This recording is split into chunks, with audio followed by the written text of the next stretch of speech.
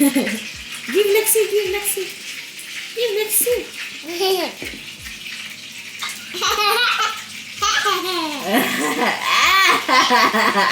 Tumatawa din si Lexi, oh. Babe, beautiful eyes kang Lexi lang. Beautiful eyes kang Lexi. Ay, ay, ay, ay, ay. Ang cute-cute nilang dalawa, sis. Oh, nakatawa din si Lexi, oh.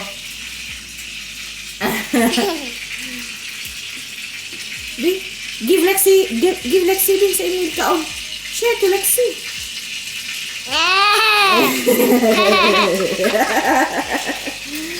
Akala mo tong dalawang to, oh. Ano ngayon? Tuesday yan. Nagchichika si Ana tsaka yung ano niya, yung BFF niya. Si Lexi. Hi, Lexi! Ay!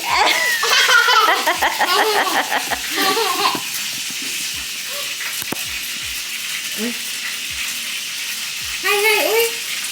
Well, hindi mo sila nagsasalita, sis. Tinginan lang sila. Tinginan lang ito. Oh. Ano, nagluluto ako ng lumpia. Ito lang isa. Hindi ako nag-require na sa pagi. Matagal na. Tapos, may leftover na curry na naman ako.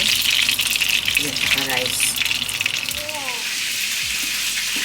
Hi, Lexi.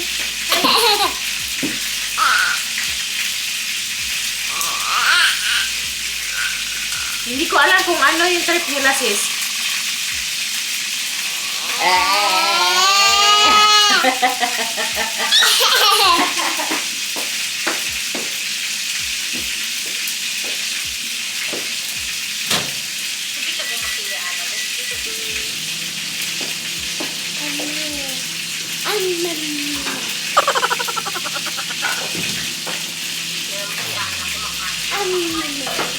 Nasa office si Ana, sis. Nasa office ito?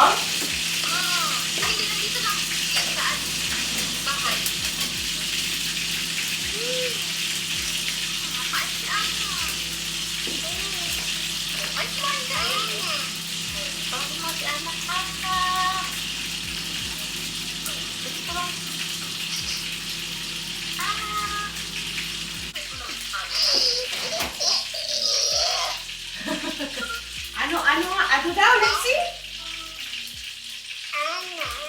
Ana.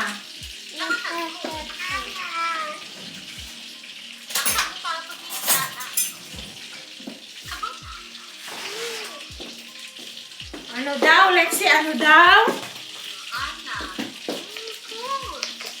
Sino yun? Tita? Tita G. Nguso, big nguso.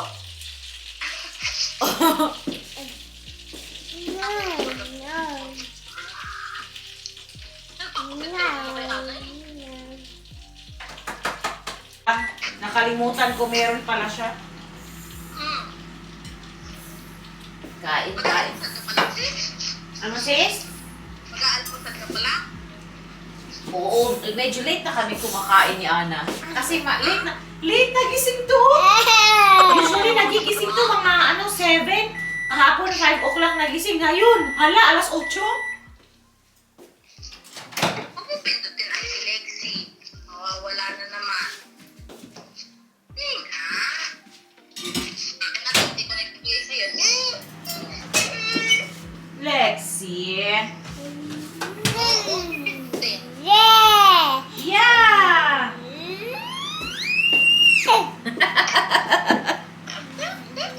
Ang cute-cute nilang dalawa. Si Lexi. Parang ka naman kinikiti. Bitu. Ayan na. Makikita na ni Ana, sis, na may rice. So, kakain na naman to ng rice. Hala, buti pa si Ana. Naku, yun na. Ito lang naman kasi yung gusto niyang kainin talaga, rice. Kaya ano na lang, gumagawa ako ng soup ba, para hindi niya, kasi hindi mahilig sa vegetables. So, gumagawa ako ng soup na may vegetables, tapos sinasabaw ko na lang sa rice niya para makakain. Kaya naman kasi Lexi, mamamatay yung tawag.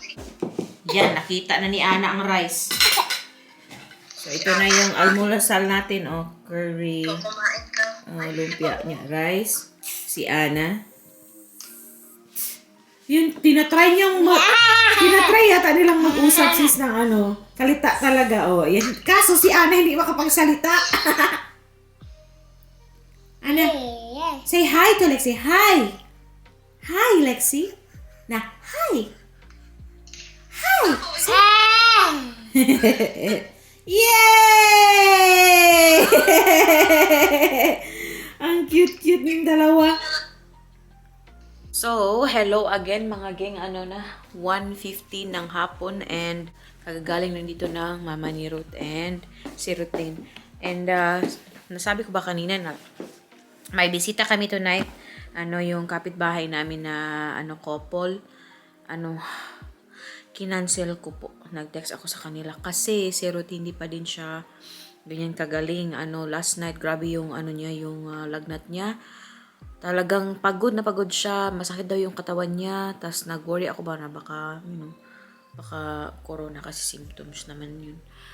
Yung symptoms niya, yung fever. Tapos siya, nilalamig. Nag-diarrhea siya. Buti na lang wala siyang sore throat, walang headache, wala namang sipon. Pero, nag-fever siya. Pagod na pagod talaga siya. Hindi siya kumain last night. Hindi nag-breakfast. Lang siya, inom ng tubig, which is also good. Pero siya, mga 3 o'clock, nawala yung fever niya. Pero, gumabi naman yung kanyang diarrhea. So, nag-text ako sa kanila, sabi ko, sorry pwede bang i-reschedule natin yung ating dinner? Kasi nga, may sakit pa kasi si Ruth. Nag-worry ako kasi baka naman may corona siya. Nag-test kami kagabi. Pero siya, negative naman thankfully. Pero hindi natin alam, 'di ba? So magti-test ulit kami bukas. So para ma-sure ba. After that, if ever positive yung self-test namin, magpapa-test talaga kami doon sa KKD yung tawag sa amin. Yung parang DOH yata, like that. So, doon, mako-confirm talaga kung positive ka or negative. And then, official test kasi yun. So, yeah, fingers crossed. I hope negative lang siya tomorrow.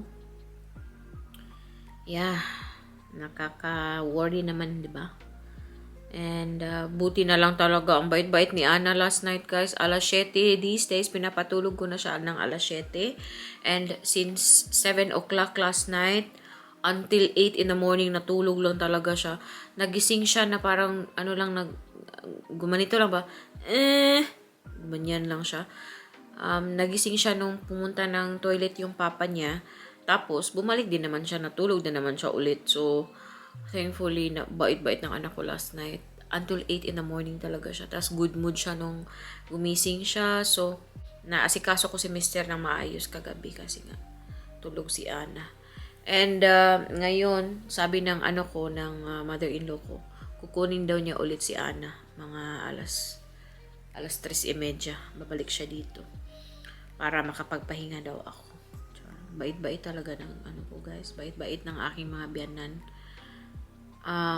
Although honestly nung umpisa talagang na-pressure po ako yung feeling na kailangan mong magbadali palagi ba kasi nga alam ko naman in good faith yung pagpunta nila dito, yung pagtulong nila, pero naninibago pa kasi ako nung time na yun ba na hindi kasi ako sanay na may tao sa paligid ko palagi, yung sa bahay ba kasi for me I'm a very private person.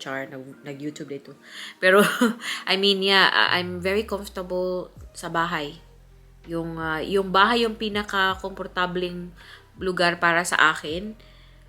Yun yung pinaka lugar na I can express myself the most. Yung ganun.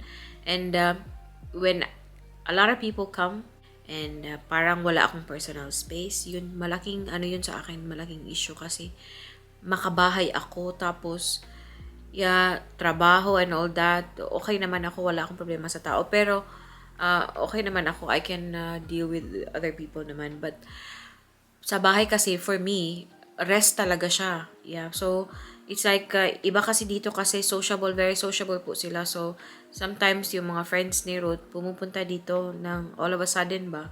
And for me, Dutch people are really into making appointments ba? And because of that, yun yung nasa isip ko. But when somebody comes here all of a sudden, it stresses me out, honestly. And kasi may anak ako, yung oras ko, ano ba, very precious yung oras ko para sa akin. So when somebody comes here all of a sudden, I feel like, you take that precious time from me and my family. Yun. Pero in my in-laws case, they come here to help me out a lot, really, to help me out when I'm sick. They take care of my daughter, so I'm really, really thankful to my in-laws. And I feel guilty because at first, I was a little bit stressed out. And not stressed out, siguro. I was a little bit uncomfortable. And I honestly felt, a lot of pressure at that time. Because when they come, of course, they want to help me out. So, especially yung mama ni Ruth, naglilinis or may siya, tinatanong niya ako na kung anong kailangan mo, anong gusto mong gawin ko dito sa bahay. But hindi ako lumaki sa ganung kultura. 'Di ba sa atin hindi tayo lumaki sa ganon. I'm not sure if you grew up in that kind of environment, pero ako hindi. Yung hindi kami masalita sa bahay. hindi kami sanay na ini-express yung sarili namin ba. Yun. So, for me, it was a really big adjustment, but I'm really, really thankful sa aking in-laws. Kahit hindi po ako nagme-message sa kanila na na pwede bang tulungan mo ako, sila yung nagme-message, gumaganito nagsisend ng message sa akin, G, gusto mo bang kunin ko yung anak mo? I think once or twice pa lang ako nakapag-text sa kanila kung may time ba sila na to look after Anna because I have to do something. Yeah, so most of the time naghihintay lang ako sa kanila na sabihin na, G, gusto mo bang ganito pa dito patulog si Anna, ganyan. Ay, nako. Thankful. Super swerte ko talaga sa aking mga biyanan. Wala po akong masabi.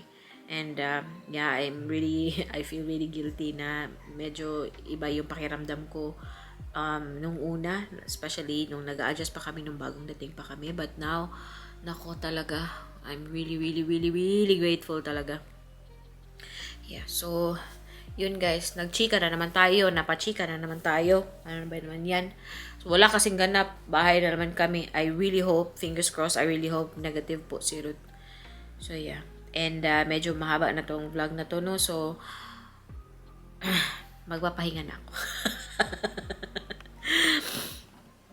So, magpapahinga na po muna ako, no?